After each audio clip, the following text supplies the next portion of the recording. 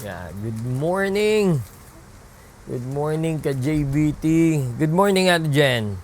Good morning. Ayan. Good morning. Ito, for today, kakabit po natin. Ito po ang ating NMAX. NMAX V2. Kakabitan po natin siya ng suspension ng JBT. Ayan.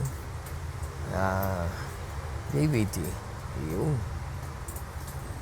Kakabit po natin to. 4 Aerox po kasi to. Yan. So, 4 Aerox na rear shock absorber. Ikakabit natin to. Convert natin to into NMAX. Meron kang slight mods kasi. Hindi naman mods.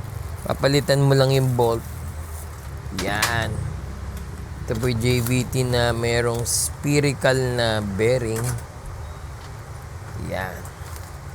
Fully adjustable. So, ito po mga kailangan nyo. Ayan. Good morning, Kuya Jonald. Walang ubos. Good morning, Kuya CJ.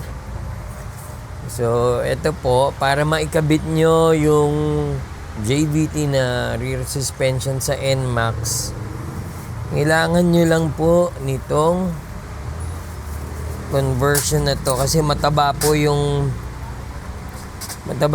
original ng NMAX.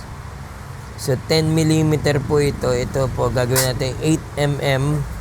Pero mag-i-spacer po tayo. Bibili kayo ng tube na ganito para mailagay natin dito. Yan. Yan. Tapos po, 8mm to. Ito pong tube na to, 8mm ang inside diameter. 10mm yung outside. So, lock washer, washers, and 8mm na nut. So, yun lang po ang kailangan natin dito. Ipapasok lang natin to. Ayan. Mailalagay na natin yung ilalagay na natin tong JBT suspension sa NMAX. Ito palitan natin to. Bihira. Parang scaffolding. O, ayan. So, ayan. Check natin.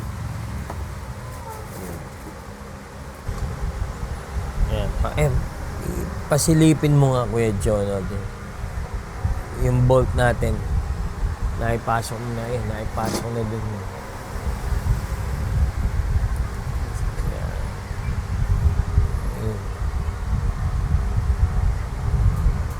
Okay na. Mahaba din pala yan.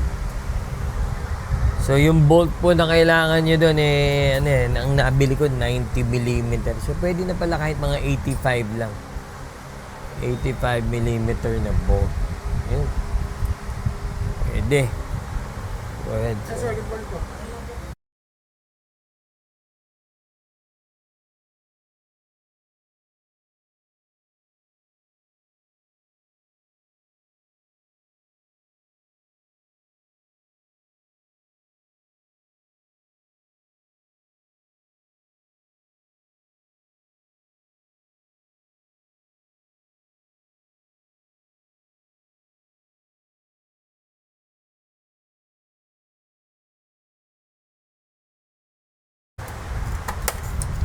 Yan, nakakabit na. May kahan na. Tapos, may adjust nyo pa rin po. Yung preload, compression, fast and slow. Tapos dito yung rebound. Yung JBT. Thank you. Maraming salamat po JBT Philippines para sa suspension ng ating NMAX. Yan. Pati po din sa 14 gulong. Ayan. Naging X-Max Tagalog na po itong ating kasi 14 na po. Ginawa na natin 14. Ang ating gulong. Yan. Thank you, Kuya CJ. Ayan. Ayan. adjust na lang po natin tong ano. Mamaya, testingin natin yung rebound, compression, preload. Thank you. Yan o. Ganda. Panalo.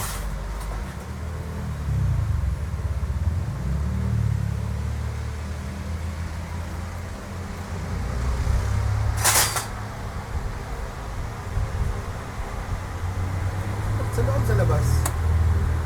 Loob ano? Nakapasok.